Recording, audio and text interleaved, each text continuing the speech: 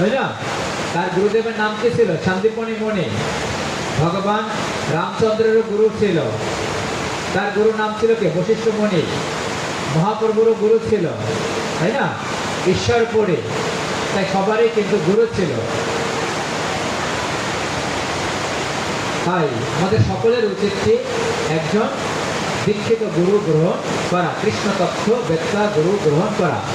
কিবা বিপ্র কিবা নেশি শূদ্র কেন নয়, যেই কৃষ্ণ তত্ত্ব বেত্তা সেই গুরু হয়। অর্থাৎ সে সন্ন্যাসী হোক, ব্রাহ্মণ হোক, তাতে কিছু যায় আসে না, সে শূদ্র হোক, আমাদের একজন কৃষ্ণ তত্ত্ব বেত্তা গুরুদেবের প্রয়োজন রয়েছে, যিনি আমাদের কি করবে? এই জন্ম মৃত্যুর চক্র কিভাবে ছেদন করতে হয় সেই শিক্ষা প্রদান করবে। আজকে আমাদের ভাগবতমের পাঠ্য বিষয় হচ্ছে এটা, যে কি কি গুরু গ্রহণ করেছিলেন, বা মূল বিষয়বস্তু আমি বলেছিলাম কি? আশাহি পরমম দুঃখম, অর্থাৎ এই জগতে আশা করলেই দুঃখ পাবে না। মনে থাকবে কথাটা, আশাহি আমার কথা না, কিন্তু ভাগবতমের কথা। ভাগবতমের 11তম স্কন্ধের পিঙ্গলা কাহিনীতে 8ম অধ্যায় 44 নং শ্লোক, 11তম স্কন্ধের 8ম অধ্যায় 44 নং শ্লোকে আশাহি পরমম দুঃখম, আশা করছেন কি জীবন শেষ, দুঃখ পাবেন, তাইলে ধৈর্যস্য পরমম সুখম, অর্থাৎ কোনো আশা করবে না, নৈরাশ্য, তাহলে পরম সুখ লাভ করবে। যথা সংসিদ্ধ, অর্থাৎ সম্পূর্ণ ছিন্ন করলেন। কে ছিন্ন করেছেন? পিঙ্গলা। পিঙ্গলা নামক এক বারনারী তিনি ছিন্ন করেছেন, সমস্ত আশা তিনি ছিন্ন করেছেন।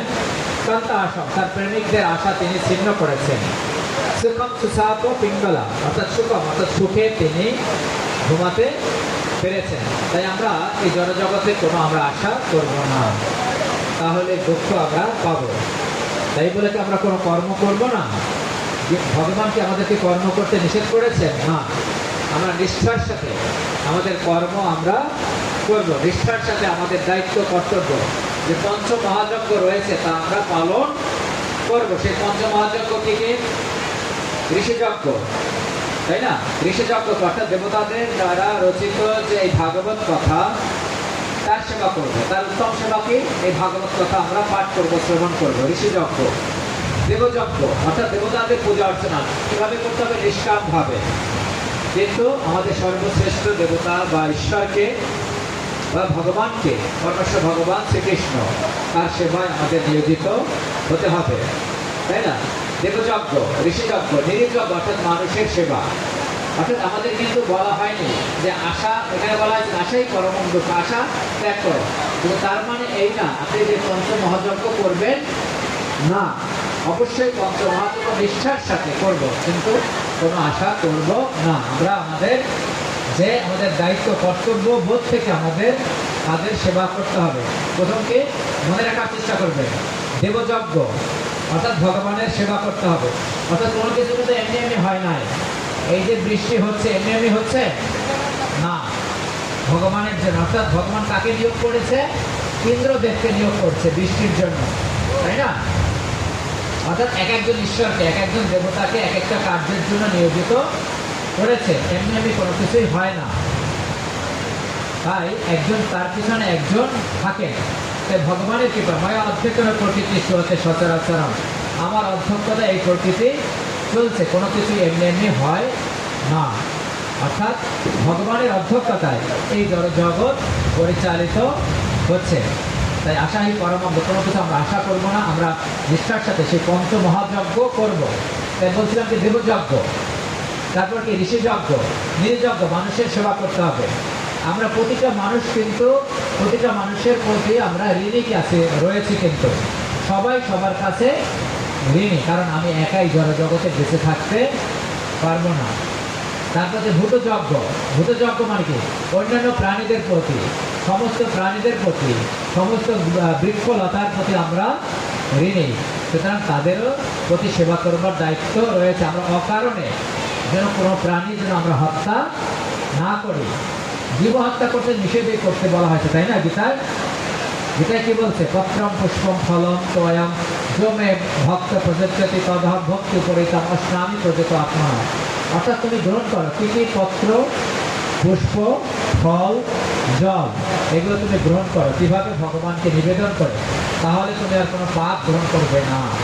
তুমি যদি নিরামিষও খাও, নিরামিষ গ্রহণ করলে কিন্তু পাপ গ্রহণ করা হয়। কেন? কারণ সেই অন্ন তৈরি করতে অনেককে পোকামাকড় জীব হত্যা করতে হয়েছে, তাদেরও তো প্রাণ রয়েছে, তাই না? বৃক্ষলতা সবজিরও প্রাণ রয়েছে। সুতরাং এই যে ব্রহ্ম হত্যাজনিত পাপ, সেই পাপ থেকে মুক্তি আমরা লাভ করবো কিভাবে? যখন ভগবানকে নিবেদন করব, অর্থাৎ শুদ্ধভাবে নিবেদন করে ভগবানকে, অর্থাৎ সুন্দরভাবে রান্না করে সুচিতার সাথে ভগবানকে নিবেদন করে সেটা আমাদের গ্রহণ করতে বলা হয়, তাহলে আর কোনো পাপ স্পর্শ করবে না। তাও যদি আমরা না করি, অন্তত যখন আমি অন্ন গ্রহণ করব তখন ভগবানকে স্মরণ করে তাকে নিবেদন করে মনে মনে তিনি পরমাত্মা রূপে আমার হৃদয়ে রয়েছে, তাকে ধন্যবাদ জানিয়ে তিনি যেন গ্রহণ করে আমার হৃদয়ে বসে, অন্তত তাও আমরা যেন করি, কৃতজ্ঞতা স্বীকার করে সেই অন্ন যেন পাই। আপনি যদি ভগবানকে ধন্যবাদ জানিয়ে এবং অত্যন্ত নিষ্ঠার সাথে এবং প্রতি গ্রাসে ভগবানকে ধন্যবাদ দেন যে ভগবান তুমি অত্যন্ত কৃপালু, তুমি কৃপা করে আজকে আপনি এই অন্ন আপনি প্রদান করেছেন, তাহলে দেখবেন এবং ধীরে সুস্থে আপনি যদি সেই গ্রাস গ্রহণ করেন, অন্ন গ্রহণ করেন, তাহলে দেখবেন তার কত স্বাদ, কথাটা মনে রাখবেন। আর আপনি যদি খাবার পেয়েছেন, যত দ্রুত গতিতে খাওয়া যায় ভগবান, অর্থাৎ কে দিল তার কোনো, আর যদি খারাপ খাবার দেয় মাকে আপনি বকাঝকা করবেন, গালিগালাজ করবেন, কি রান্না করছো।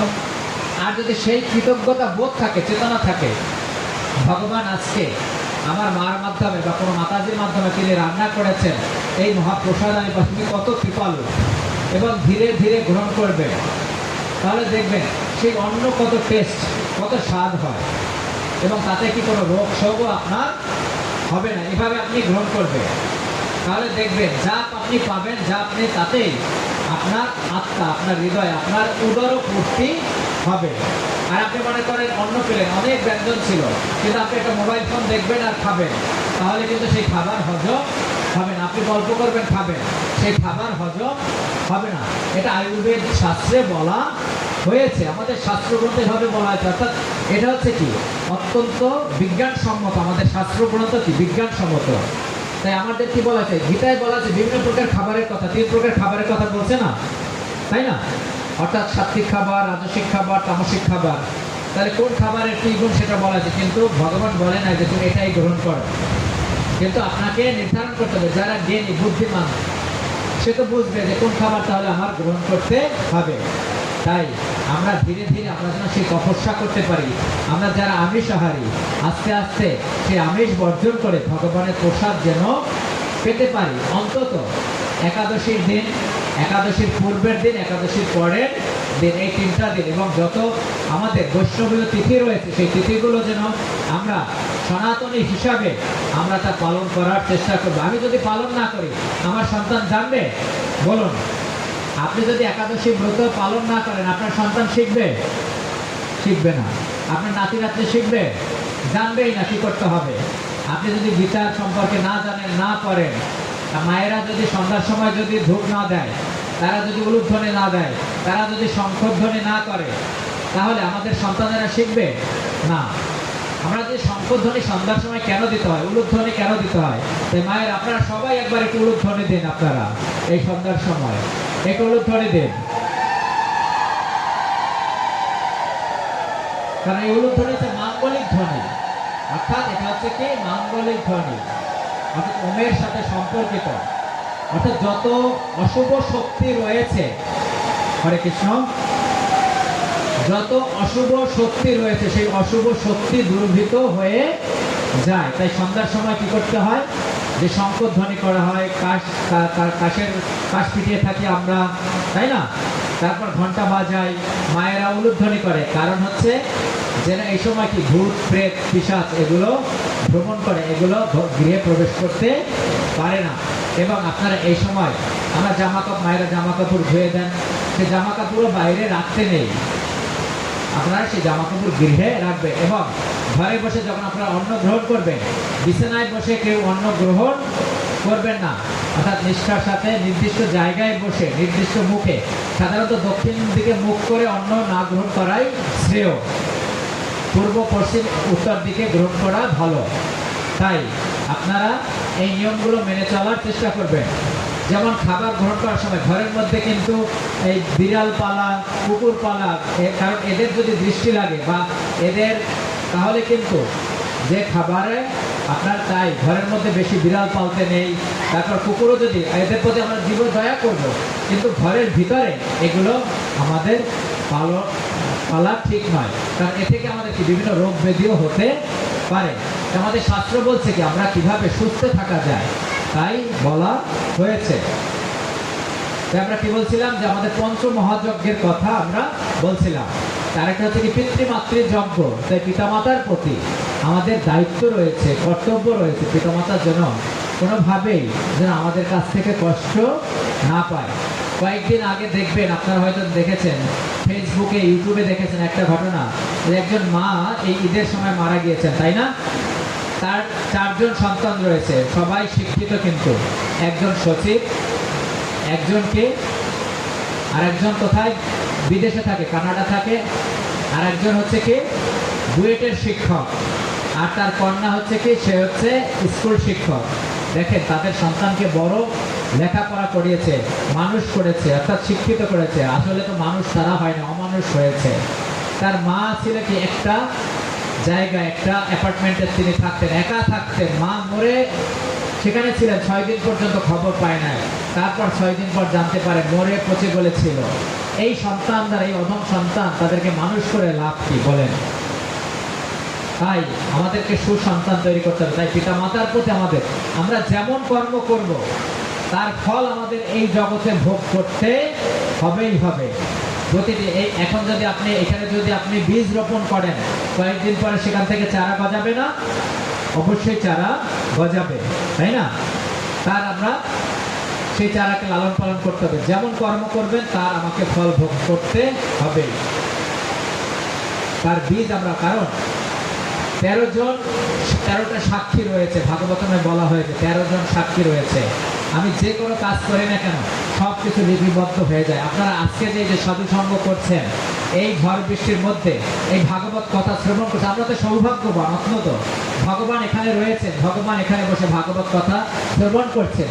আমাদের পূর্বপুরুষ, মা, ঠাকুরমা, দাদু, দিদা, মা, বাবা, মাসি, পিসি সবাই এখানে ভাগবত কথা শ্রবণ করছেন। আমরা ভাগ্যবান, এই ভাগবত কথা শ্রবণ করছি, তাই না? আমাদের এই পঞ্চ মহাযজ্ঞ নিষ্ঠার সাথে আমরা যেন করতে পারি। তাই আশাই পরমম দুঃখম নৈরাশ্যম পরমম সুখম, অর্থাৎ আশা ত্যাগ করে আমাদের এই নিষ্ঠার সাথে আমরা যেন পঞ্চ মহাযজ্ঞ করতে পারি। কোনো অভিমান করা চলবে না। তাহলে কি হবে? অভিমান করছে তাহলে কর্মবন্ধনে আবদ্ধ হবে। অর্থাৎ আমরা বলছিলাম যে 3টা গুণ বা 3 প্রকার খাবার, অর্থাৎ সত্য, রজ, তম, 3 গুণের ফলে আমরা কর্মবন্ধনে আবদ্ধ হব। কিন্তু এই কর্মবন্ধন থেকে মুক্তির উপায় কি? যে শুদ্ধ সত্য গুণে যে অধিষ্ঠিত হওয়া। সেই শুদ্ধ সত্য গুণে আমরা কিভাবে অধিষ্ঠিত হব? ভগবানের সেবা যদি আমরা করে থাকি, বল কৃষ্ণ, ভজ কৃষ্ণ, কর কৃষ্ণ শিক্ষা, এই 3টা কাজ করবেন। অর্থাৎ আমরা যেন ভক্তি পথে আসতে পারি। আমরা ভক্তি পথে, অর্থাৎ দিনটা এমনভাবে সাজাবেন যেন আমরা কৃষ্ণ স্মরণে থাকতে পারি। ঘুম থেকে উঠে ভগবানকে সেবা প্রণাম করবেন। কারণ গীতায় বলছে কি প্রণাম করবার জন্য আপনাকে বলছেন, তাই না? গীতায় বলছে কি আপনাকে প্রণাম করবার জন্য বলছেন। গীতায় 4টি নির্দেশ দিয়েছেন আমাদেরকে, অর্থাৎ নবম অধ্যায় শেষ শ্লোকে তিনি বলছেন আমাদেরকে 4টি নির্দেশ প্রদান করছেন। মন মানা ভাব, মদ ভক্ত, মদ জাজি মামা নমস্কুর, আমাকে প্রণাম করো। ভাগবতমও একই কথা বলছে, আমাকে প্রণাম করো। নাম সংকীর্তন যস্য সর্ব পাপ প্রণাশন, প্রণাম দুঃখ সমনতম নমামি হরিম পরম। অর্থাৎ তুমি আমাকে প্রণাম করো, আর কিছু করো না। নাম সংকীর্তন করো আর প্রণাম করো, এই 2টা কাজ করো। গীতায় বলছে 4টা নির্দেশ, মন দাও, আমার ভক্ত হও, আমাকে পূজা করো, আমার প্রণাম করো। আমাদের দিন শুরু হবে ভগবানকে প্রণাম করে। আমরা যেন ভগবানকে প্রণাম করতে পারি। ঘুম থেকে উঠে ভগবানকে প্রণাম করবেন, আপনার পূর্বপুরুষদের প্রণাম করবেন। গীতার একটি শ্লোক মুখস্থ থাকলে একটি শ্লোক পাঠ করবেন, তাই না? আপনার মঙ্গলাচরণের শ্লোকগুলো মুখস্থ থাকলে বিছানায় বসে মঙ্গলাচরণের শ্লোকগুলো আপনি পাঠ করবেন।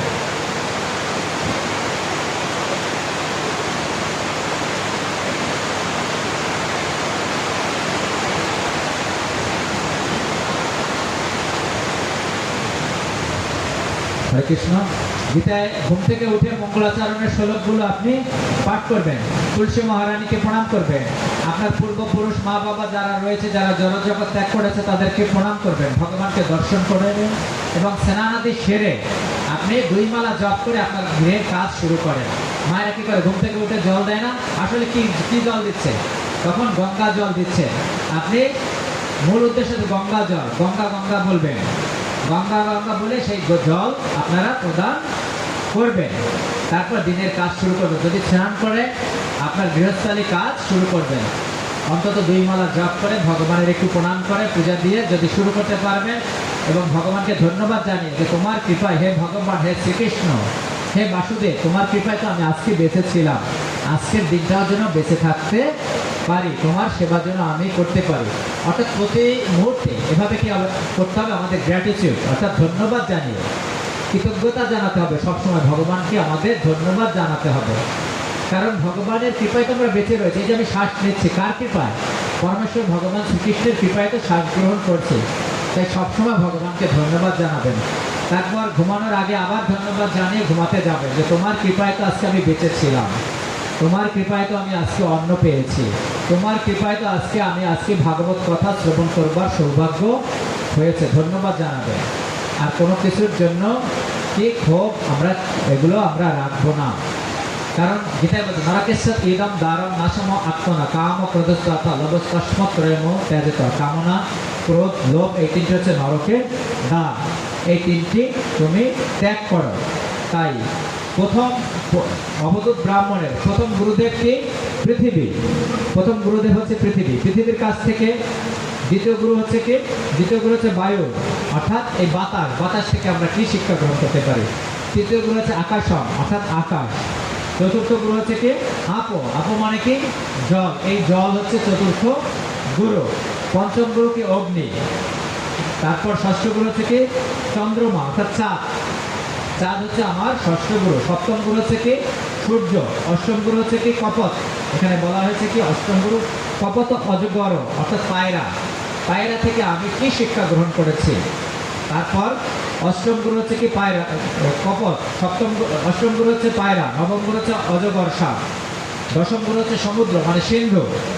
একাদশ গুরু হচ্ছে পতঙ্গ। পতঙ্গ মানে কি? এটা আজকে বৃষ্টি হয়েছে না, কালকে কি হবে?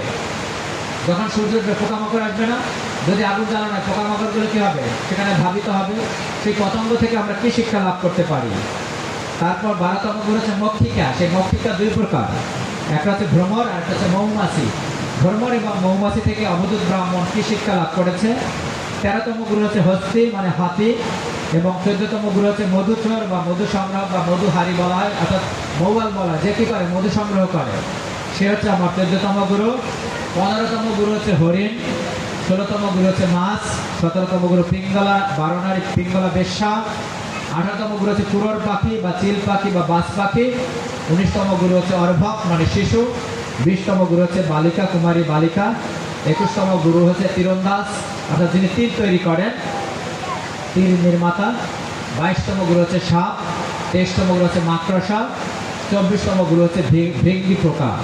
এবং অবশেষে এই 24 প্রকার গুরু বর্ণন করে অবধূত ব্রাহ্মণ তিনি বলেছেন আমার সর্বশ্রেষ্ঠ গুরু হচ্ছে এই মনুষ্য দেহ আমরা লাভ করেছি ভগবানের কৃপায়। গিরিধম আত্মম সুলভম সুদুর্লভম ফলবংশ কল্পম গুরুকর্ণ ধারম, অর্থাৎ গুরুকর্ণ ধারণ মায়া অনুকলেন নবেশ্বর ইরম প্রমাণ ভব অব্দিম নতরেচ্ছ আত্মাহা। অর্থাৎ এই মনুষ্য দেহ লাভ করেছি আমার পূর্বজন্মের সুকৃতির ফলে, বাবা মায়ের মাধ্যমে। এই মনুষ্য দেহটার উপযোগিতা যেন আমি উপলব্ধি করতে পারি। এই মনুষ্য দেহটাই হচ্ছে আমার সর্বশ্রেষ্ঠ গুরু। সেই মনুষ্য দেহ থেকে অবধূত ব্রাহ্মণ কি শিক্ষা লাভ করেছিল তা আমরা জানবার চেষ্টা করবো এই ভাগবতমের মাধ্যমে। তাই প্রথম গুরু হচ্ছে পৃথিবী। পৃথিবী থেকে তিনি কি শিক্ষা লাভ করেছেন? ভূতের আক্রম্যমান অপিধীরঃ দৈব বসানুগেয়তাৎ বিশ্বান চলেত মার্গাৎ অন্ন শিক্ষাম খিতে ব্রতাম।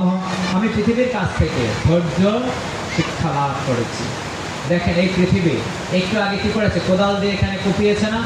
পৃথিবী মাতা, অর্থাৎ প্রত্যেকটা পৃথিবী বলেন, চন্দ্র বলেন, আমাদের 12 মাস বলেন, সব কিছুর একজন অধিষ্ঠাত্রী দেবতা বা দেবী রয়েছে। ধরিত্রী মাতা কি তাদেরকে নিষেধ করেছে? নিষেধ করেনি, বারণ করেনি যে তুমি কেন তুমি আমার বুকে তুমি কোদাল চালিয়েছ, তাই না? তাই পৃথিবী থেকে তিনি শিক্ষা গ্রহণ করেছেন কি কিভাবে ধৈর্য ধারণ করতে হয়। দেখেন কি পৃথিবীতে কি বড় বড় অট্টালিকা নির্মাণ করা হয়, পুকুর নির্মাণ করা হয়, খনন করা হয়, যথেচ্ছার আমরা কি করি পৃথিবীর উপর অত্যাচার করে থাকি। আমরা মল মূত্র ত্যাগ করি পৃথিবীর উপর, কিন্তু ধরিত্রী মাতাকে আমরা একবার ক্ষমা চাইনি। হে মাতো, তোমার উপর তো আমি মলমূত্র ত্যাগ করছি, তোমার উপর আমি অত্যাচার করছি, তাই না? তোমার তার মধ্যে পৃথিবী মাতারকে আমরা কৃতজ্ঞতা স্বীকার করি না। তাই আমাদের কী করতে হবে? ধৈর্য ধারণ করতে হবে এবং পৃথিবী মাতারকে আমাদের কী করতে হবে? ধন্যবাদ জানাতে হবে। তাই যারা সাধু পুরুষ মহাপুরুষ তারা কি করবেন? ধৈর্য ধরবেন এবং আমরাও আমাদের ধৈর্য ধরতে হবে। কোনো অবস্থায় আমাদের বিচলিত হলে চলবে না, তোমাকে ধৈর্য ধরতে হবে। দেখবে এক সময় আসবে সব ঠিক হয়ে যাবে। ক্ষমা করতে শিখতে হবে। পৃথিবী যেমন করে আমাদের ক্ষমা করে দেন একইভাবে আমাদের ক্ষমা শিখতে হবে। তারপর দ্বিতীয় গুরু হচ্ছে কি বায়ু, দ্বিতীয় গুরু হলো বাতাস। বাতাস থেকে অবধূত ব্রাহ্মণ তিনি কি শিক্ষা লাভ করেছেন? পার্থিবেষু ইহ দেহেষু প্রবিষ্ট তত গুণাশ্রয় গুণায়ন যুজ্যত যোগী গন্ধের বায়ু এব আত্মদৃক। অর্থাৎ যদিও বাতাস কি করে, বাতাস যদি এখানে মনে করেন একটু আগে কি ধরিয়েছিল এখানে সুগন্ধি, তাই সুগন্ধি বাতাস যেখানে বহন করে নিয়েছে আপনারা সুগন্ধ পেয়েছেন। যদি খারাপ গন্ধ থেকে বাতাস সেটা বহন করে নিয়ে যায়, কিন্তু বাতাস কি করে? তার ধর্ম তিনি পরিত্যাগ করে না। ঠিক তেমনই আমরা যদি কোনো মানুষের সবল বা দুর্বল, বুদ্ধিমান কিংবা হতবুদ্ধি, সুশ্রী বা সাদাসিধে, ভালো কিংবা মন্দ বিচার করতে পারি, তাহলে যথার্থ জীবাত্মা শরীরের কোনো গুণাবলীর অধিকারী হয় না। অর্থাৎ আমাদের এই শরীরটা কোনো গুণাবলীর অধিকার হয় না, বা আমাদের এই শরীরটা আত্মা। শরীর বিভিন্ন মানুষের কাছ থেকে বিভিন্ন কষ্ট আমরা পেতে পারি, দুঃখ কষ্ট আমাদের ভুলে যেতে হবে। অর্থাৎ বাতাস যেমন তিনি বিভিন্ন বন্ধ তিনি বহন করে নিয়ে যায়, আমরা এই সুখ দুঃখ আমরা কোনো কিছু মনে রাখবো না, সব কিছু আমরা ভুলে যাব। যেমন বিভিন্ন গন্ধের দ্বারা বাতাস ভরে থাকে মাত্র, এভাবেই কৃষ্ণ ভাবনাময় মানুষ সর্বদাই জানে যে অনিত্য অস্থায়ী শরীর থেকে সে ভিন্ন এক সত্তা। অর্থাৎ যারা কৃষ্ণ ভাবনাময় তারা জানে যে আমাদেরকে কৌমার বয়স থেকে বিভিন্ন ধাপে ধাপে তো এই দেহটা আমরা এই অবস্থায় এসেছি, তাই না? কিন্তু আমার আত্মার তো কোনো পরিবর্তন নেই, আছে আত্মার কোনো পরিবর্তন নেই, এই অস্থায়ী, কিন্তু শরীরটা আমাদের অস্থায়ী। সেই শিক্ষা আমাদের লাভ করতে হবে। বায়ু থেকে শিক্ষা লাভ করা যায়। বায়ু বিভিন্ন গন্ধ বহন করে নিয়ে যায়, সে তার দায়িত্ব পালন করছে। এইভাবে আমাদেরও উচিত নিরাসক্তভাবে দায়িত্ব পালন করা, পঞ্চমহাযজ্ঞ করা। যে পঞ্চমহাযজ্ঞের কথা আমি একটু আগে বলেছি, সুখ আসবে আমাদের জীবনে, সুখ আসবে, দুঃখ আসবে, তাতে বিচলিত হওয়ার কোনো কারণ নেই। বাতাসে একসময় ভালো গন্ধ আসবে, একসময় খারাপ গন্ধ আসবে, এটাই নিয়ম। তাই আমরা বায়ুর কাছ থেকে এটাই শিক্ষা লাভ করলাম যে আমাদের জীবনে সুখ দুঃখ আসবে, তাতে আমরা যেন বিচলিত না হই। আকাশের কাছ থেকে তিনি কি শিখেছেন? এই যে আকাশ, আকাশ সব জায়গায় রয়েছে। আমাদের এই শরীরটার মধ্যে কিন্তু আকাশ রয়েছে, পঞ্চমহাভূতের সমন্বয় গঠিত, তাই না? পৃথিবী, অফ, তেজ, মরুদ, বম। আমাদের শরীরের মধ্যে আকাশ রয়েছে। আকাশ কি করে? আকাশ মেঘকে ধারণ করে, তাই না? একটু আগে কি ছিল? মেঘ ছিল। আকাশে কি ছিল? আমরা কালো মেঘ দেখেছি। কালো মেঘের মধ্যে কি ছিল? জল ছিল। আকাশ কি সেই জল কি ধারণ করে রেখেছিল? তার মধ্যে রেখেছে আমি জল দেব না? এই ধরিত্রী দেবী, হে মানুষ কন, তোমাদেরকে আমি জল বর্ষণ করব না। তিনি কি ধরে রেখেছে তার কাছে? না, তিনি আমাদেরকে ফিরে দিয়ে, এটা তার কৃপা। এটা আমাদের জন্য অভিশাপ না, এটা ভগবানের কৃপা। দেখেন এতদিন এই কয়েকটা দিন প্রচণ্ড গরম পড়েছিল না, এই বৃষ্টি হয়েছে, বৃষ্টি হওয়ার পরে এখন ঠান্ডা হয়ে গিয়েছে না, এখানে একটু আগে কি ফ্যান চালাতে হয়েছে, কিন্তু এখন কি হচ্ছে দেখেন, এখন আমার ঠান্ডা লাগছে, তাই আমি এই চাদরটা জড়াচ্ছি গায়ে, তাই না? এটা ভগবানের কৃপা। অর্থাৎ আকাশ তিনি ধারণ করে রাখেনি, তিনি আমাদেরকে দিয়েছে। তাই আমরা কি করব? হাত দুটি মুষ্টি করে রাখবো না, হাত দুটি কি করবো? আমাদেরকে কি করবো? খুলতে হবে। সবার জন্য আমাদেরকে যার যে অবস্থানে যতটুকু করা যায় এই পঞ্চমহাযজ্ঞ যেন করতে পারি। তাই বলা হয়েছে কি, গীতায় বলছে অন্নাৎ ভবন্তি ভূতানি পর্জন্যাৎ অন্ন সম্ভব, যজ্ঞাৎ ভবতি পর্জন্য যজ্ঞ কর্ম সমুদ্ভব, কর্ম ব্রহ্মোদ্ভব বৃত্তি ব্রহ্মাক্ষর সমুদ্ভব, তস্মাৎ সর্বগতম ব্রহ্ম নিত্যম যজ্ঞে প্রতিষ্ঠিতম।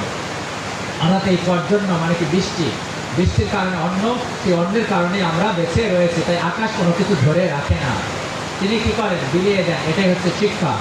অবধূত ব্রাহ্মণ সেই আকাশ থেকে তিনি এই শিক্ষায় লাভ করেছেন, বা জল থেকে। জল তারপর বলছে কি, পরবর্তী আপ, চতুর্থ তার 4 নম্বরের গুরু হচ্ছে কি জল, অবধূত ব্রাহ্মণ। চতুর্থ গুরু বানালেন জলকে। জল থেকে কি শিখলেন? স্বচ্ছ প্রকৃতিত স্নিগ্ধ মাধুর্য তীর্থ ঘোর নির্নাম মণি পুণ্যাতে পা আপাম মিত্রম ইক্ষ উপস্পর্শ কীর্তনয়। জল কি হয়? জলকে তুমি যতই অপবিত্র করার চেষ্টা করো, জল আমরা অপবিত্র করি না, বিভিন্নভাবে নোংরা ফেলি, কিন্তু দেখেন সেই জলটা কি করে, জল আবার কি হয়, ভগবান কত সিস্টেমটা কত সুন্দর করেছে। এখানে জলটা নোংরা হয়েছে, ময়লা হয়েছে, এটাকে আমরা গ্রহণ করতে পারবো না। কিন্তু বৃষ্টির জলটা যদি ধারণ করি, সেই বৃষ্টির জলটা খেতে পারবো।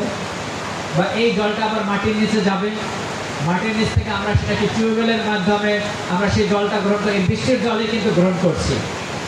দেখেন এই নোংরা জলটা এই পুকুরের মধ্যে নোংরা জল পড়ছে, মলমূত্র ত্যাগ করছে, পুকুরের মধ্যে যাচ্ছে, কিন্তু সেই জলটা কি করে, সূর্যের তাপে বাষ্পীভূত হয়ে কোথায় যায়? আকাশে যায়। আকাশ থেকে আবার কি হয়, সেটা ঘন হয়, বাষ্পটা জল আকারে পড়ে। তো ভগবান কত কৃপালু, তিনি কত সুন্দর মায়া ঠিকানা প্রকৃতি সুয়াতে সচরাচর। এই প্রতিটি ঘটনার মধ্যে দিয়ে আমরা শিক্ষা লাভ করব। প্রতিটি সব কিছুর মধ্যেই ভগবানের কৃপা আশীর্বাদ আপনি উপলব্ধি করবেন, ভগবানকে অনুভব করবেন। প্রতিটা শ্বাস প্রশ্বাস নিঃশ্বাসের মাধ্যমে ভগবানকে উপলব্ধি করবেন। এটাই হচ্ছে শিক্ষা। ভাগবতমের মূল শিক্ষা এটা, যে সব কিছুর মধ্যেই ভগবানকে উপলব্ধি করবেন। তাই জল দিয়ে মানুষের পিপাসা মেটে, তাই না? জল না হলে আমরা কি বেঁচে থাকবো? না। জল দিয়ে আমরা কি করি? ভাত রান্না করি। জল দিয়ে আমরা কি করি? সবজি রান্না করি। জল দিয়ে কি করে আমরা কি করি? আমরা বিভিন্ন ধরনের আমরা গাছপালা লাগাই, সেগুলোকে জল দিয়ে থাকি। তো জল ছাড়া আমরা কি বেঁচে থাকবো? না। একইভাবে বায়ু বাতাস ছাড়াও আমরা বেঁচে থাকবো না। তাই আমরা যতই অপবিত্র করি না জলকে, জল আবার পবিত্র হয়ে তিনি আমাদেরকে আবার পূর্ণ করে দেয়। আর সেই জলটা যদি হয় গঙ্গা জল, তাহলে তো কথা নেই, তাহলে আমাদেরকে পূর্ণ করে দেবে। তাই সেই গঙ্গা স্নান বলা হয়েছে কি, ভগবান কি থাকে? 5টি জায়গায় থাকে। এই তুলসী মহারানী থাকে, তুলসী মহারানীতে থাকে, এই ভাগবত গ্রন্থ থাকে, আপনার ভক্তের উপস্থিত রয়েছেন, ভক্তদের হৃদয়ে ভগবান থাকে, তুলসী মহারানী থাকে, ভাগবতমে থাকে, শুদ্ধ ভক্তের হৃদয়ে অবস্থান করেন, এবং গঙ্গায় থাকে। তাই আমাদের কি করা উচিত? গঙ্গা স্নান করা উচিত প্রতিদিন। আমাদের বাড়ির কাছে কি গঙ্গা আছে? মায়েরা, গঙ্গা আছে? তো গঙ্গা স্নান করবেন কিভাবে? গঙ্গা গলায় থেকে যারা মহাত্মা রয়েছেন, যারা গুরু রয়েছেন, তারা বলেছেন আপনি যখন স্নান করবেন 3 বার গঙ্গা গঙ্গা বলে স্নান করবেন। আমি ছোটবেলায় দেখেছি, বাবা যখন স্নান করেছে পুকুরের মধ্যে, তিনি কি করেছেন? এভাবে এভাবে করছেন। তার মানে কি, গঙ্গাকে তিনি আহ্বান করছেন। ওম গঙ্গে চ যমুনা চৈব গোদাবরী সরস্বতী নর্মদে সিন্ধু কাবেরী জলে অস্মিন সন্নিধির পুরো। এই মন্ত্রটা আপনাদের যদি জানা থাকে ভালো, না জানা থাকলে শিখবেন। অর্থাৎ বিভিন্ন দেবদেবী, অর্থাৎ গঙ্গা যমুনা, এই যে সপ্ততীর্থকে আহ্বান করবেন, আহ্বান করে সেই জল দিয়ে আপনি স্নান করবেন। তাও যদি না পারেন, মন্ত্রও যদি না পারেন, কি বলবেন? গঙ্গা গঙ্গা বলে 3 বার গঙ্গা গঙ্গা বলে স্নান করবেন, তাহলে আপনার শরীরটা পবিত্র হয়ে গেল। তাই ভগবান কোথায় কোথায় অবস্থান করেন? 5টি জায়গায় অবস্থান করেন। কোথায় কোথায়? আপনাদের হৃদয়ে অবস্থান করেন। আর কোথায় অবস্থান করেন? ভাগবতে অবস্থান করেন। কোথায় অবস্থান করেন? তুলসী মহারানীতে অবস্থান করেন। আর কোথায় অবস্থান করেন? যে গঙ্গায় অবস্থান করেন।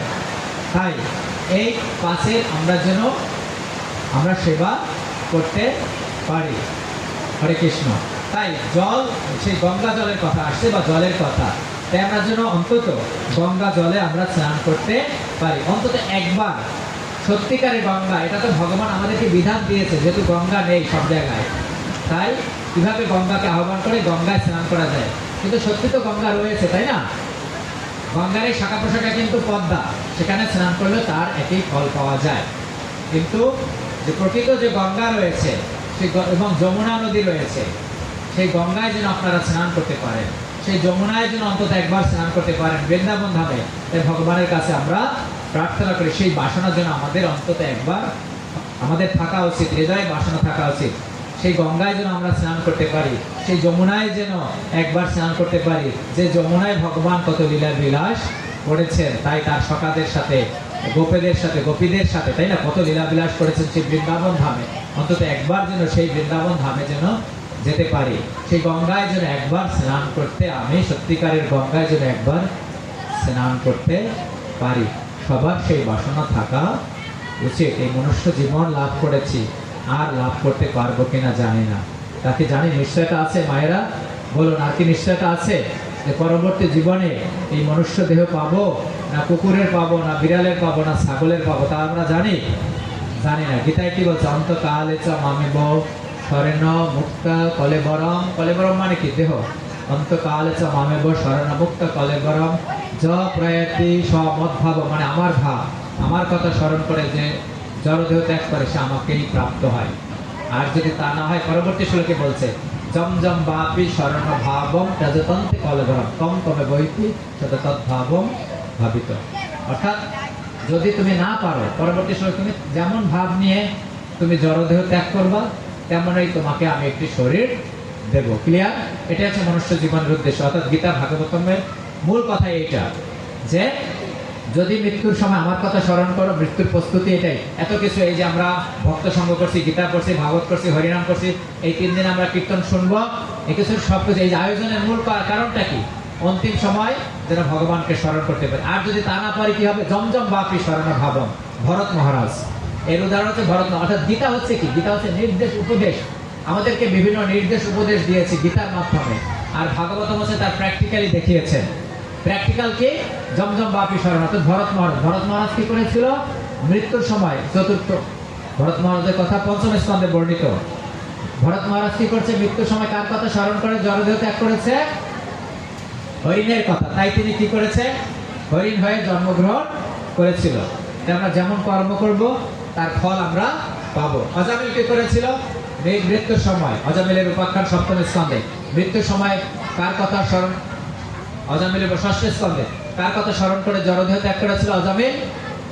যে নারায়ণের কথা, তার পুত্র নারায়ণ, তার পুত্র নারায়ণের কথা, ভগবান নারায়ণের কথা না, পুত্র নারায়ণের কথা স্মরণ করা সত্ত্বেও এই নামাভাসের কারণেও তিনি কি করেছিল? তার স্থান হয়েছিল এই ক্ষণিকে। তখন তাকে নিতে এসেছিল কারা? যে যমদূতরা এসেছিল। কিন্তু যেহেতু নারায়ণের নাম স্মরণ করেছিল, অর্থাৎ নামে ভগবান, স্বয়ং ভগবান এবং তার নাম একই শক্তি, তাই আমরা সবসময় তার নামে আশ্রয় গ্রহণ করবো কলিযুগের যুগ ধর্ম। তাই বিষ্ণু দূতেরা এসে তাকে রক্ষা করেছিল এই ক্ষণিকের ভক্ত সঙ্গের কারণে। সাধুসঙ্গ সর্বশাস্ত্রে কয়, লবমাত্র সাধুসঙ্গ সর্বসিদ্ধি হয়। তাই সুযোগ পেলে আপনারা সাধুসঙ্গ করবেন, এই হরিনাম জপ করবেন। যে সাধুসঙ্গ আপনি কি মোবাইল ফোনের মাধ্যমে সাধুসঙ্গ করা যায়? কিভাবে? মোবাইল ফোনের মাধ্যমে আজে বাজে জিনিস না দেখে কি করবেন? এই ভাগবত কথা শ্রবণ করবেন, হরিনাম শ্রবণ করবেন। অর্থাৎ ভগবানের সাথে যারা সাধু ব্যক্তি, তাদের কথা, হরিনাম কথা শ্রবণ করবেন। তাই আমরা এভাবে জলের মাধ্যমে তাই অবধূত ব্রাহ্মণ শিক্ষা লাভ করেছে, যে জল আমাদের কি করেছে? বাঁচিয়ে রেখেছে। তারপর অগ্নি, অগ্নির কাছ থেকে তিনি কি শিখেছেন? তেজস্বী তপস্বী দীপ্ত দুর্ধর্ষ উদর ভাজন সর্বভক্ষ অপি, সবকিছু কি করে? অগ্নি কি করে? প্রজ্বলিত করে নিয়ে যায়। অর্থাৎ এখানে যদি খারাপ কিছু থাকে তাহলে কি করে? আমরা কি করি? অগ্নির মাধ্যমে কি করি? যজ্ঞ করে থাকি, তাই না? অগ্নিতে আমরা কি ঘৃত, আমরা আহুতি প্রদান করি, ফুল তুলসী বিভিন্ন কিছু আমরা প্রদান করি, অগ্নি দেই। অর্থাৎ এই অগ্নি হচ্ছে কি? ভগবানের মুখ, যজ্ঞের মাধ্যমে আমরা বিভিন্ন কিছু আহুতি প্রদান করে থাকি। সর্বভক্ষ অপি যুক্তাত্মা নাদত্তে মলম অগ্নিবত, অর্থাৎ অগ্নি সব কিছু পুড়ে ছারখার করে দেয়। সমস্ত খারাপ কিছু সে পুড়ে ধূলিসাৎ করে দেয়। সমস্ত খারাপ কিছু যদি থাকে তাও কি করে? অগ্নি সেগুলোকে পুড়ে, সেগুলোকে কি করে? পূর্ণ পবিত্র করে দেয়। আমার মধ্যে এই অগ্নি কি? সবার মধ্যে কিন্তু অগ্নি রয়েছে, তাই না? এই কাঠের মধ্যে, এই বস্তুটার মধ্যে অগ্নি রয়েছে, কাঠের মধ্যে অগ্নি রয়েছে। কেন? কারণ কাঠের যদি ঘর্ষণ করা হয় তাহলে কি হয়? অগ্নি প্রজ্বলিত হয়। আপনি হাতে হাতে ঘর্ষণ করবেন, দেখবেন কি হবে? গরম হয়ে যায় না? কেন গরম হয়ে যায়? অগ্নি রয়েছে। আমার উদরে অগ্নি রয়েছে, তাই না? সেই অগ্নির নাম কি? জঠরাগ্নি। সেই জঠরাগ্নির কারণে আপনি কি করেন? খাবার হজম করেন, তাই তো? গীতায় বলছে কি? যে আমরা চর্বচস্য লেয় পেয়, এই 4 প্রকার খাবার আমি হজম করি। কার কৃপায়? ভগবানের কৃপায়। ভগবান কি রূপে রয়েছে? অগ্নি রূপে রয়েছে। দেখেন ভগবান, তাহলে আপনি যদি বুঝতে পারেন শাস্ত্র, তাহলে দেখবেন যে ভগবান আপনার সাথে আষ্টে পৃষ্ঠে রয়েছে। সুতরাং সেটা উপলব্ধি করবার চেষ্টা করতে হবে। যে ভগবান সবকিছুর মধ্যে রয়েছে, আমার সমস্ত কর্মের সবকিছুর মধ্যে ভগবান রয়েছে। আমার মধ্যে অগ্নি রয়েছে। অগ্নিকে, অগ্নি হচ্ছে ভগবান। সূর্য কি ভগবানের এক চক্ষু, তাই না? চন্দ্র, সূর্য, চন্দ্র ভগবানের চক্ষু। তাই তাই অগ্নির মাধ্যমে আমরা সেই শিক্ষাই আমরা লাভ করতে পারি। যে কি শিক্ষা? যে তিনি আমাদের জঠরাগ্নি রূপে, অগ্নি রূপে আমাদের সমস্ত খাবার হজম করে। অগ্নি যদি দুর্বল করে, তাহলে আমরা, অগ্নি দুর্বল হলে কি খাবার হজম হবে না, তখন তার কি হয়? বদ হজম হয়, তাই না? বদ হজম হলে কি করে? আয়ুর্বেদে কি করে? সেই অগ্নিকে প্রজ্বলিত করবার জন্য তাকে কি করা হয়? আদা খাওয়ানো হয়। আদা খেলে কি হয়? আপনার অগ্নি প্রজ্বলিত হয়। তাই আপনি খাবার গ্রহণ করার আমাদের আয়ুর্বেদে কিছু নিয়ম দিয়েছে, সেই সহজ নিয়মকে মনে রাখার চেষ্টা করবেন। সহজ নিয়ম হচ্ছে, খাবার আধা ঘন্টা পূর্বে আপনি জল গ্রহণ করবেন। কতক্ষণ পূর্বে? খাবার আধা ঘন্টা পূর্বে জল গ্রহণ করবেন, বা 45 মিনিট, বা অনেকে বলে 1 ঘন্টা। ধরেন মিনিমাম আধা ঘন্টা পূর্বে জল খাবেন। খাবার গ্রহণ করার সময় ভগবানকে ধন্যবাদ জানিয়ে প্রতি গ্রাসে গ্রাসে ভগবানের কথা স্মরণ করে যদি খেতে পারেন ভালো। ধন্যবাদ জানিয়ে ভগবানকে স্মরণ করে তা গ্রহণ করবেন, এবং প্রতিটা অন্ন চিবিয়ে খাবেন, রস আস্বাদন করে খাবেন। যে ভগবান কি বলছেন? কি আমি তো রস আকারে রয়েছে, অন্নের মধ্যে আমি কি রস আকারে রয়েছি, তাই না? গীতায় বলছে সেই রস আমি গ্রহণ করছি। তাহলে দেখবেন খাবার খেতে কত টেস্ট লাগবে। এবং তাহলে কি হবে? আপনার খাবার গ্রহণ করার সময় কোনো জল খাবেন না। খাবার তাহলে কি হবে? আপনার উদরে যে অগ্নি রয়েছে, জঠরাগ্নি, সেই জঠরাগ্নি কি হবে? নিভে যাবে। অনেকে কি করে? খাবার খায় কি পর্যন্ত? গলা পর্যন্ত খাবার গ্রহণ করে, তাই না? যদি ভালো মন্দ রান্না করে, তারপর কি করে? আবার জল খায়। তাহলে কি করলো? আপনার অগ্নির মধ্যে, এখানে অগ্নি রয়েছে, যদি জল দেন তাহলে কি হবে? অগ্নি নিভে যাবে না? তাহলে আপনি খাবার খেলেন, জল দিলেন, তাহলে কি হবে? বদহজম হবে না? বদহজম হবে। আপনারা যে গ্যাসে ভুগছেন, অনেকে, যে মায়েরা, অনেকে যারা রান্না বান্না করে সারাদিন কাজ করে, দেখা যায় কি বিকালে খাবার খায়, তাই না? তাহলে কি হয়? যে বদহজম হয়। তাই খাবার গ্রহণ করার পর জল খাবেন না, আবার আধা ঘন্টা পরে জল খাবেন। তাই খাবার গ্রহণ করার মধ্যে সময় জল খাই কেন? দ্রুত গতিতে খাবার খাই না আমরা? খাবার তো চিবাই না অনেকে, তাই না? তাহলে কি করে তারা? জল গ্রহণ করে, আবার খাবার গ্রহণ করে। তাই আপনি জল খাবেন না। তাই ধীরে সুস্থে জল খাবার সময় আপনি ধীরে সুস্থে জল খাবেন, ঢকঢক করে জল খাবেন না। অর্থাৎ আমার লালা যত মিশ্রিত হবে, আপনার লালা যত খাবারের সাথে মিশ্রিত হবে, তত খাবার ভালো হজম হবে। আপনার কোনো গ্যাস, অম্বল, অ্যাসিডিটি এগুলো হবে না। আপনি রোগ থেকে মুক্ত থাকবেন। আপনারা আমার এই কথাটা মনে রাখার চেষ্টা করবেন। তাহলে খাবার আধা ঘন্টা পূর্বে জল খাবেন। খাবার গ্রহণ করার সময় ভগবানকে ধন্যবাদ দিয়ে, এবং দক্ষিণ মুখে না হয় খাবার গ্রহণ করার চেষ্টা করবেন। আস্তে আস্তে চিবিয়ে আপনারা খাবার গ্রহণ করবেন। জল খাবেন না খাবারের মধ্যে, এবং খাবার আধা ঘন্টা পরে জল খাবেন ধীরে সুস্থে। সেই জলটাও চিবিয়ে চিবিয়ে খাবেন, মানে ধীরে ধীরে জল খাবেন। অর্থাৎ লালা যত মিশ্রিত হবে, খাবার তত হজম হবে। আপনার এই অ্যাসিডিটি, অর্থাৎ আপনার গ্যাস, অম্বল থেকে আর ওষুধ, মুড়ির মতো ওষুধ খেতে হবে না। কারণ আমাদের রোগের প্রধান কারণ কি? রোগের প্রধান কারণ হচ্ছে খাবার, অর্থাৎ রান্নাঘর থেকে আপনার যত রোগ হবে। সুতরাং আপনি যত এই ভগবান যেটা দিয়েছেন, অর্থাৎ কাঁচা দিয়েছেন, সে কাঁচা খাবার চেষ্টা করবেন, এবং ধীরে সুস্থে খাবার চেষ্টা করবেন। তাহলে আপনি রোগ ব্যাধি থেকে মুক্ত থেকে ভগবানের সেবায় নিজেকে নিয়োজিত থাকতে পারবেন। তাই চন্দ্র থেকে আমরা কি শিক্ষা লাভ করি? চন্দ্র থেকে আমরা জানি কি, দেখা যায় কি, চন্দ্রেরও তো কি অভিশাপ রয়েছে, তাই না? চন্দ্রের কাছ থেকে বিসর্গাদ্য শশনান্ত ভাব দেহস্য আত্মান কালনাভি চন্দ্রস্য কালেন অব্যক্তবর্তন। চন্দ্রের কাছ থেকে শিখলেন। চন্দ্রের মাথায় কলঙ্ক রয়েছে, চন্দ্রের অভিশাপ রয়েছে। তাই কি চন্দ্র ক্ষয় হয়, তাই না? যে শুক্লপক্ষ, কৃষ্ণপক্ষ, তাই অর্থাৎ পূর্ণিমার পরে কি হয়? চন্দ্র ক্ষয় হতে থাকে, কৃষ্ণপক্ষ শুরু হয়। এবং আবার কি অমাবস্যার পরে কি হয়? চন্দ্র কি হয়? শুক্লপক্ষ শুরু হয়। এই পূর্ণিমারও তো প্রয়োজন রয়েছে। কেন? গীতায় বলছে না, অর্থাৎ ঔষধি সমূহ, ফল, বৃক্ষ এগুলো কি করে? পুষ্ট করে। তাই চন্দ্র পূর্ণ রয়েছে। তাই চন্দ্রের কাছ থেকে যে মহাপুরুষেরাও তাদের জীবনে চন্দ্র ক্ষয় হয়, যার মাথায় কলঙ্ক রয়েছে, প্রতি 15 দিন পর পর ক্ষয় হয়ে যায়, তবুও সে জগৎকে শান্তি দিয়ে থাকে।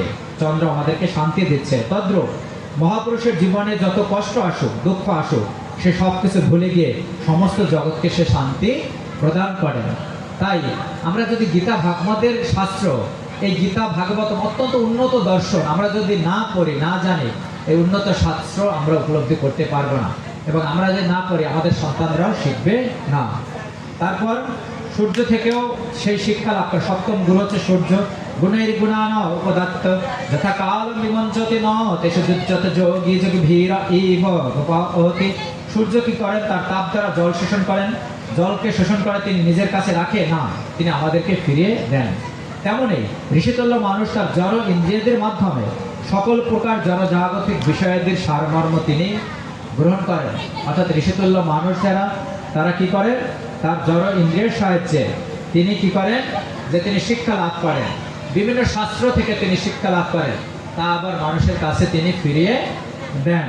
তাই আমাদেরও কি সেই শিক্ষাই লাভ করতে হবে, অর্থাৎ বিভিন্ন শাস্ত্র থেকে আমাদের শিক্ষা লাভ করে আবার অন্যকেও সেটা প্রদান করতে হবে। এখন কি মাস চলছে? যারা স্মার্তবাদী তারা বলে মল মাস, আর যারা ভক্ত তারা বলে কি? পুরুষোত্তম মাস। এই 3 মাস পর পর কিন্তু পুরুষোত্তম মাস আসে। অর্থাৎ চান্দ্রবর্ষ এবং সৌরবর্ষের মধ্যে সমন্বয় করবার জন্য একটি অতিরিক্ত মাস যুক্ত করা হয়, সেটা হচ্ছে পুরুষোত্তম মাস। এই পুরুষোত্তম মাসে সন্ধ্যার সময় কি করতে হয়? ভগবানের উদ্দেশ্যে দীপ প্রদান করতে হয়, অর্থাৎ ঘি প্রদীপ অথবা তিল তৈল প্রদান করা হয়। যেমন করে আপনারা কার্তিক ব্রত পালন করেন না, দামোদর ব্রত, দামোদর মাসে কার্তিক মাসে আমিষ বর্জন করে, একইভাবে আমিষ বর্জন করে এই মাসটি পালন করতে হয়। আর কয়েকটা দিন রয়েছে। আজকে কত তারিখ? 9 তারিখ। এই মাসে 9 জুন, 15 তারিখ, 15 জুন পর্যন্ত এই পুরুষোত্তম, ভগবান পুরুষোত্তম, ভগবান শ্রীকৃষ্ণের অপর নাম কি? পুরুষোত্তম। তাই তার নামে তিনি এটা নাম করেছেন। প্রতি 3 বছর পর পর কিন্তু এই মাসটা আসে। তাই এই পুরুষোত্তম মাস পালন করবেন। আর মাত্র একটা সপ্তাহ রয়েছে। এবং যারা আমিষাহারী তারা আমিষ বর্জন করে থাকে। অন্তত এই 7টা দিন আমিষ বর্জন করুন, ভগবানের সেবা করুন। সন্ধ্যার সময় ভগবানের উদ্দেশ্যে একটু দীপদান করুন। কিভাবে দীপদান করবেন মনে আছে আপনাদের? কিভাবে দীপদান করতে হয় কেউ বলতে পারবেন? ভগবানের চরণে কয়বার দিতে হয়? ভগবানের চরণে কয়বার দিতে হয় দীপ? 4 বার। ভগবানের চরণে 4 বার। নাভিমূলে তার অর্ধেক 2 বার। নাভিমূলে 2 বার। ভগবানের মুখমণ্ডলে 3 বার। 2 এর চাইতে 1 বেশি, 3 বার। ভগবানের সর্বাঙ্গে 7 বার। মনে রাখবেন 4। ভগবানের চরণে 4, নাভিমূলে 2, মুখমণ্ডলে 3, সর্বাঙ্গে 7। তারপর সেই ভগবানের অর্পিত সেই কি দীপ, এটাকে বলা হয় কি? নির্মাল্য। ভগবানকে যা আপনি অর্পণ করবেন তা কি হয়ে যাচ্ছে? নির্মাল্য, পবিত্র হয়ে যাচ্ছে, প্রসাদ হয়ে যাচ্ছে। তা আপনি অন্যদেরকে আপনি দেখাবেন। ঠিক আছে? আপনার পূর্বপুরুষদের উদ্দেশ্যে অর্পণ করবেন, তাদের উদ্দেশ্যে। যারা গৃহে রয়েছে তাদেরকে সেই দীপ দেবেন, তারা সেটা কৃপা লাভ করবে, তাই না? অনেক সময় কি করে আমরা, আর কিছু না থাকুক আর না থাকুক, অন্তত ভগবানকে একটু ফুল তুলসী জল প্রদান করবেন, ভগবানকে অফার করবেন, এবং সেটা মহাপ্রসাদ রূপে আপনি পাবেন। অর্থাৎ সেই জলটা আপনার ঘরে কলসি রয়েছে, জলের কলসি, যে জলের কলসির মধ্যে মিলিয়ে দেবেন। অন্তত জলটা তো প্রসাদ রূপে পান, অন্তত এইটুকু তো প্রসাদ পান আপনি, তাই না? এভাবেই আমাদের কর্মের সাথে বাসুদেবকে যুক্ত করতে হবে। তাই বলা আছে বাসুদেব পরা বেদা, বাসুদেব পরা মখা, বাসুদেব পরা যোগা, বাসুদেব পরা ক্রিয়া, বাসুদেব পরম জ্ঞানম, বাসুদেব পরম তপ, বাসুদেব পর ধর্ম, বাসুদেব পরা গতি। হরে কৃষ্ণ। তারপর বলা আছে তার 8ম গুরু হচ্ছে কি? কপতি, অর্থাৎ পায়রা। তাই অবধূত ব্রাহ্মণ এই কপতের কাছ থেকে তিনি কি শিক্ষা লাভ করেছেন? তিনি কি শিক্ষা লাভ করেছেন? যে আসক্তি থাকা চলবে না, জড়জাগতিক কোনো আসক্তি থাকা চলবে না। কপত কশ্যনারণ্যে কৃত নীর বনস্পত কপত্তা ভার্যয়া স অধর্ম ভবাস কতিচিত সম। অর্থাৎ কবুতরের কাছ থেকে তিনি শিখলেন যে কোনো বস্তুর প্রতি অতিরিক্ত আসক্ত হওয়া যাবে না, কোনো কিছুর প্রতি অতিরিক্ত আসক্ত হওয়া যাবে না। আসক্তি সংসারে অনেক খারাপ জিনিস। অর্থাৎ আসক্তির কারণে আমরা কি করবো? এই কর্মবন্ধনে আমরা আবদ্ধ হব। শুভ্র, হরে কৃষ্ণ। অর্থাৎ এই আসক্তির কারণে আমরা কি কর্মবন্ধনে আবদ্ধ হব। কর্মবন্ধনে আবদ্ধ মানে কি? এখানে রেকর্ড হচ্ছে কিনা? আবার রেকর্ডটা বন্ধ করে আবার নতুন করে দাও। রেকর্ডটা বন্ধ করে নতুন করে দাও।